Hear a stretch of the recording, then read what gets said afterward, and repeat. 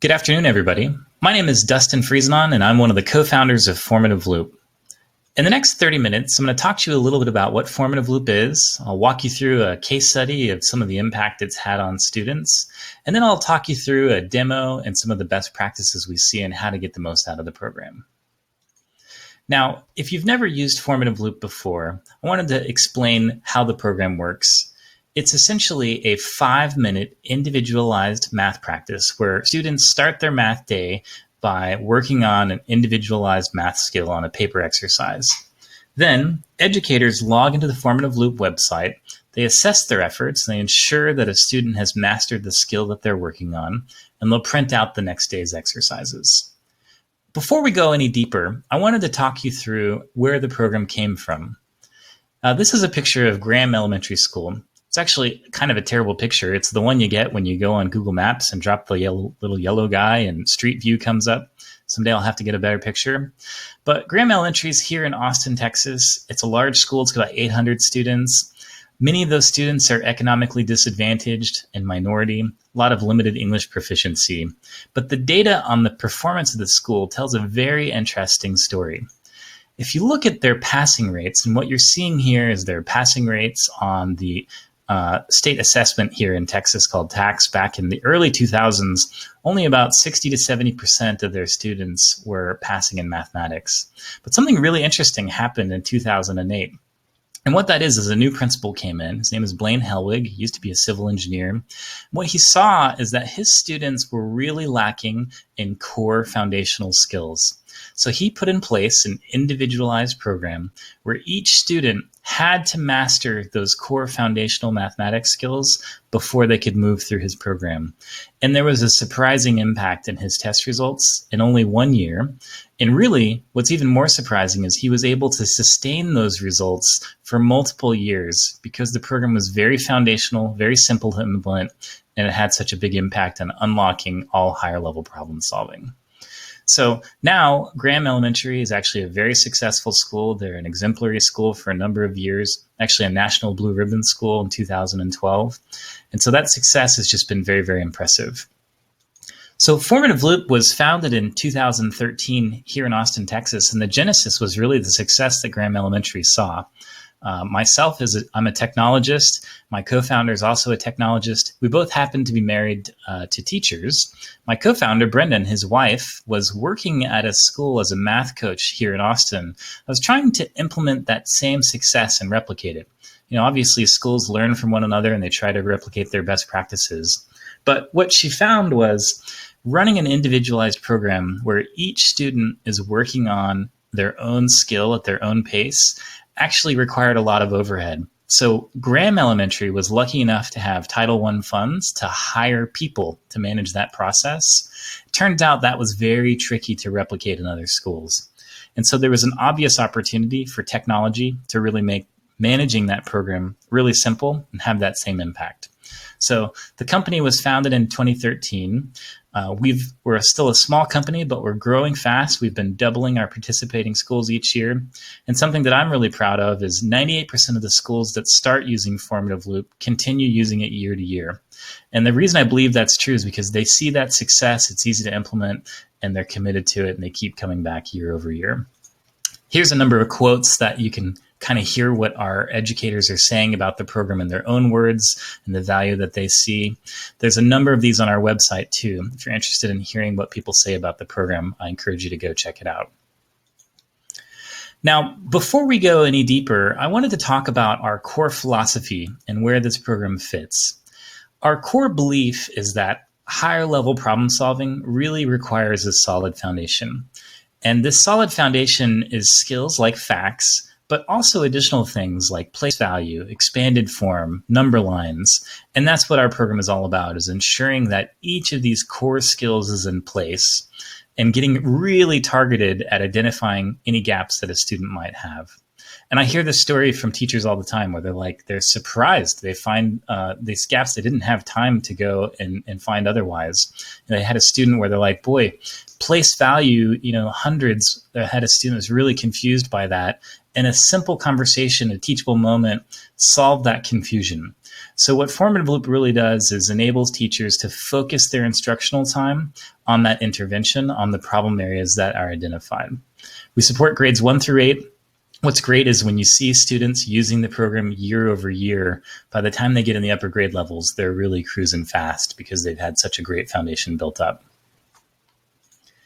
Now, how the program works is very basic. That's another one of our core philosophies, is we knew that in order to fit into your school day and all of the other things that teachers have going on and opportunities, that our program had to be very, very simple. And so the way the program works is that you commit to a 5-minute individualized math practice, and the students are actually taking that math practice on paper. And that's actually one question I get all the time is, why do the students do this on paper versus logging into a website? And the truth is, when we set out to create Formative Loop, we originally thought that this would be a web-based program. And what we found was that for students to go do this in 5 minutes each day, doing it on the web just didn't work very well.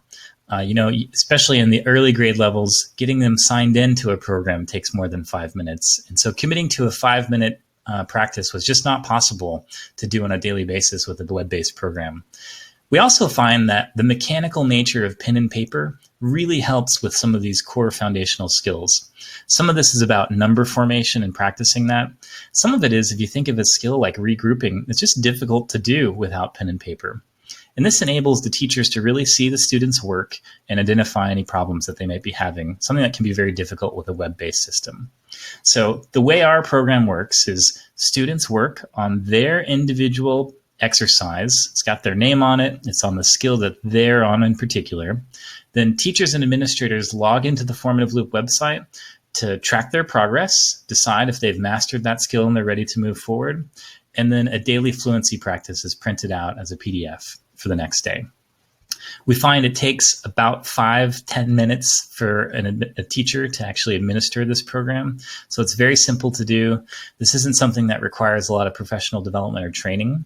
And really, this is meant to be a foundational component that complements your broader curriculum. It really unlocks your broader curriculum. So if you're doing Singapore math or something else, this sits underneath that and ensures all the students are on grade level and none of these skills gaps are preventing them from being successful. So we really find the program to be simple to do, and that's intentional and a core of our design philosophy throughout. And I think you'll see that as I show you the program. So with that, let me go ahead and jump into a demo and walk you through a little bit more about how it works. So here's Formative Loop when you first log in and you see your school. And what we're going to do is imagine a day in the life of a teacher who's been using Formative Loop on a day-to-day basis. So Mrs. Jameson here. I'm going to go ahead and click on her class. Now, the way most teachers do this is they use Formative Loop as the transition into math. So it's the beginning of their math day. There's a 5-minute practice that the students have received and they're working on. And so you can imagine that the teachers already completed this practice with their students. In fact, I've heard one teacher, what she does is her math day starts after recess, and she gives the students, they've got 10 minutes to get a drink of water, to sit down and calm down. Their Formative Loop work is on their desk. So you can sometimes be a little bit more flexible with exactly the amount of time, depending on your student situation. But in this case, the teacher has collected all of those papers from the students that have completed them, and she's going to go ahead and assess their efforts. So she goes in here to her class and she clicks Start Grading. Now, what you're going to find is that the student's name here is Julian Andrews, and what we pull up is the answer key for that particular student and the skill that they're working on. So Julian is working on addition, and I make a quick decision about how Julian did by looking at the paper I have in front of me. So if Julian's ready to move on, I click Pass. Alejandro here is working on English number spelling. I can decide if he's ready to move on, and then I keep moving forward. Jessica's working on number lines. I'll pass her forward. Jose is working on number lines as well. And you'll see that each worksheet is unique for the student depending on the skill that they're individually working on. And so it's very quick to make an assessment about where they're at along the way. Now, I did want to go ahead and jump into some of the best practices for grading. At the end of the day, this is about mastery. So the fastest way and the way that grading can be very quick is the first step that you're going to take is look for completion. And our answer keys will have a star on the problem as sort of the number of problems the student should get to demonstrate mastery within 5 minutes. So if you don't see that they're completed, you know the student needs to retry that skill. That doesn't take very long. And then the next step is to do a spot check for accuracy for the ones that did complete that daily exercise. So this is a very quick process. It's intentionally so. The last thing that we allow, and I'll show you that button in just a second, is if a student has had to retry a particular skill multiple times, there's the opportunity to skip that particular skill. And that'll indicate in the system that it was skipped because the teacher will need to spiral back. It might be that the student's not developmentally ready or they need a little bit of extra help on it. So grading is very quick. I'll just work through the rest of the class here. It's just a few more to go.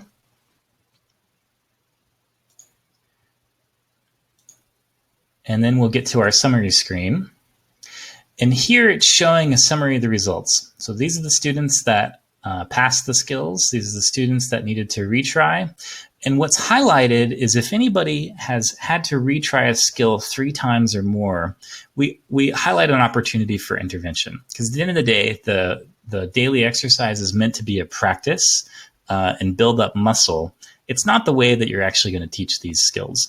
And so if you see a student that's stuck and had to retry a skill 3 or more times, we make it very clear that the teacher needs to go and have some intervention with that student, maybe pull them into a small group.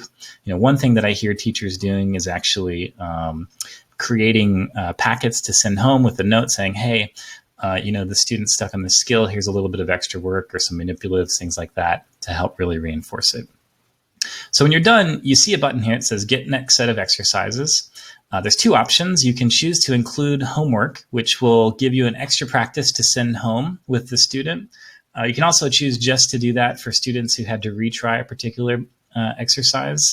And when you click Next Set of Exercise, what it does is creates a PDF. And I'll show you what that PDF looks like. The PDF is all of the exercises for the next day. Now, the first page here is kind of interesting. What you see is an award certificate. So Alejandro completed a major unit in the program, and we automatically generate these award certificates that are just a little bit of extra incentive to keep kids engaged. And I'll tell you, I'm always surprised by how excited the students are whenever they get small incentives like this. And so if you scroll down, we'll actually work through the rest of this. You see the summary page that helps you understand where each student was, the students that might need a little extra intervention. And then here are the exercises for the next day. And at the top here, you see the teacher's name, the student's name. They're numbered, so that makes it very quick to put them in order when you're ready to go assess their efforts.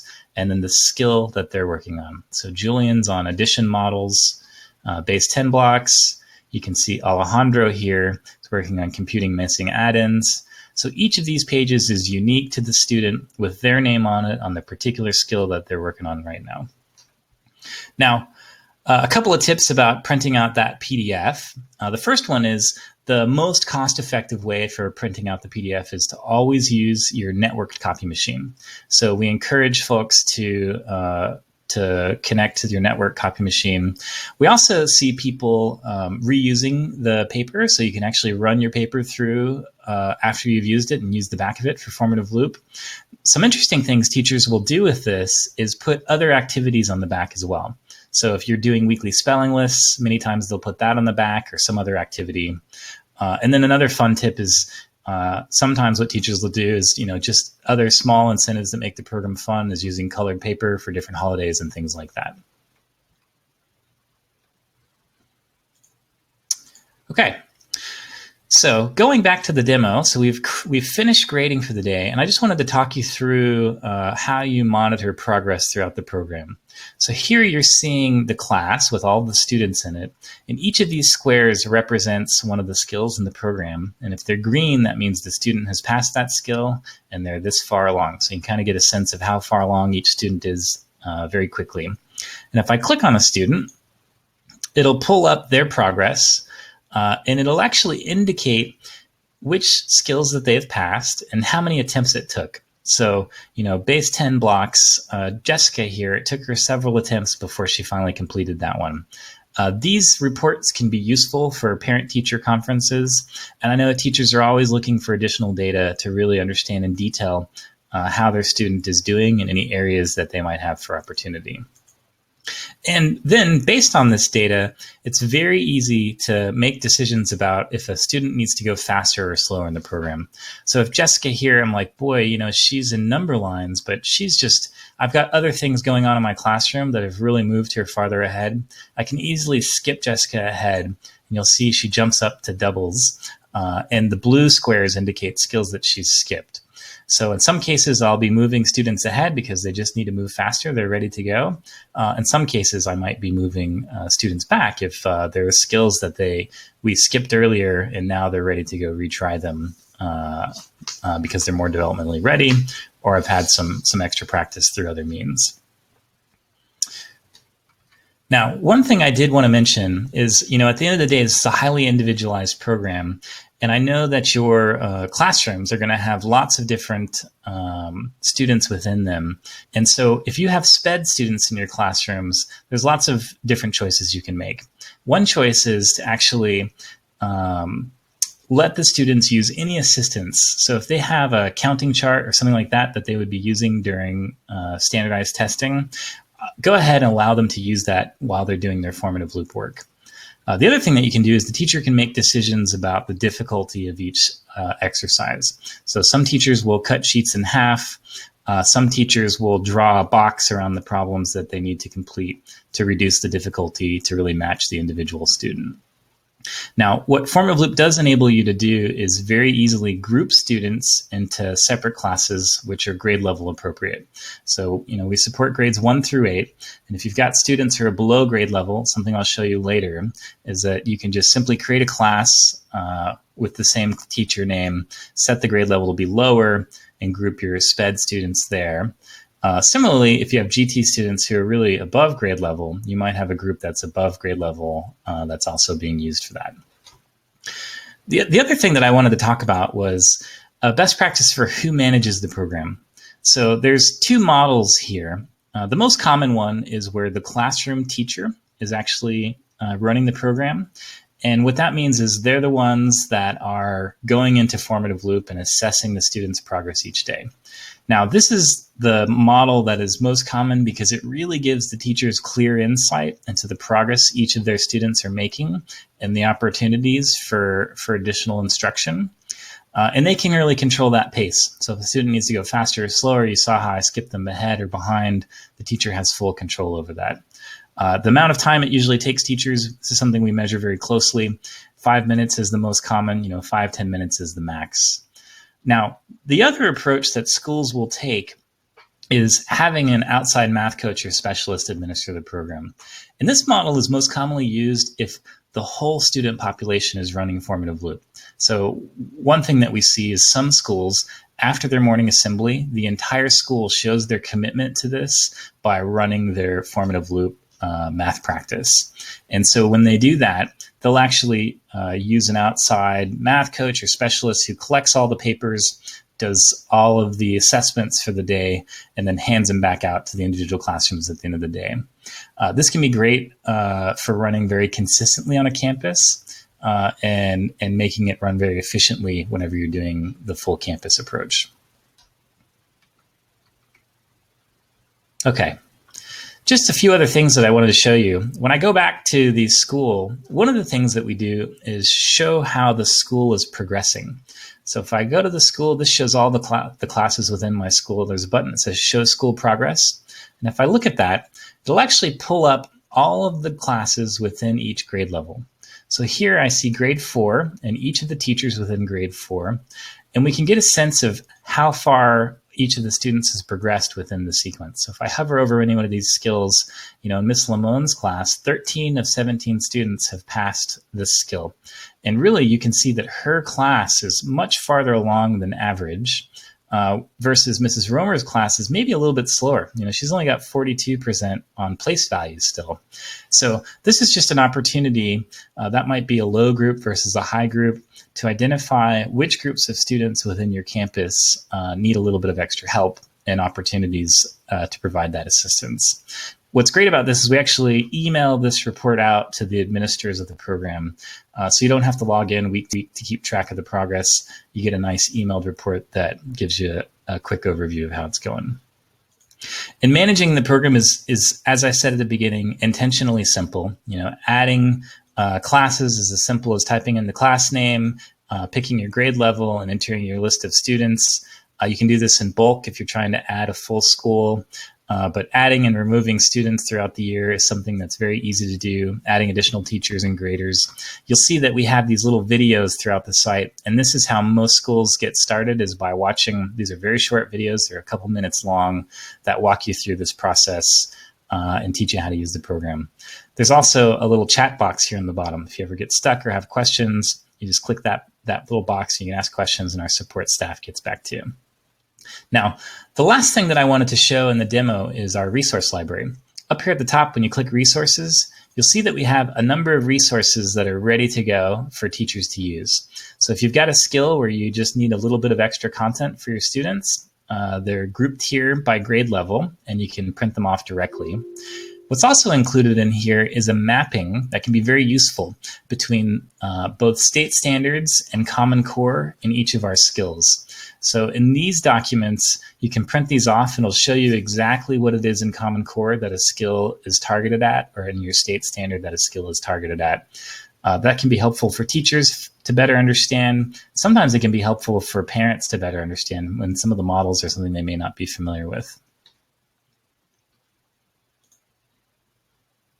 Okay, so that about brings us to the end of the presentation. A couple of things that you can do next is, if you want to learn more, the best way to learn about Formative Loop is to sign up for a trial and just get started and experiment with the program. Right now, trials are good through September of 2017. So if you're getting started at the end of your school year or during the summer, you can still have a reasonable amount of time during the beginning of the school year to experiment with the program with your students. Some teachers will be using the trial for summer school, and that's a great way to practice it, even if you have a short summer school session. If you have any questions or you're interested in purchasing the product for next year, you can reach out to me. My email address is dustin@formativeloop.com, and you see an 800 number there where you can call us. Our pricing starts at $7 a student. It's very simple pricing. We don't have any extra costs for setup or for administrators and teachers participating. It's just per student. And then we have district pricing available too if you have multiple campuses. So I want to thank you again for taking the time to learn a little bit more about Formative Loop. Feel free to reach out to me if you have any questions or you want more information, and I hope you have a good rest of your day. Thanks.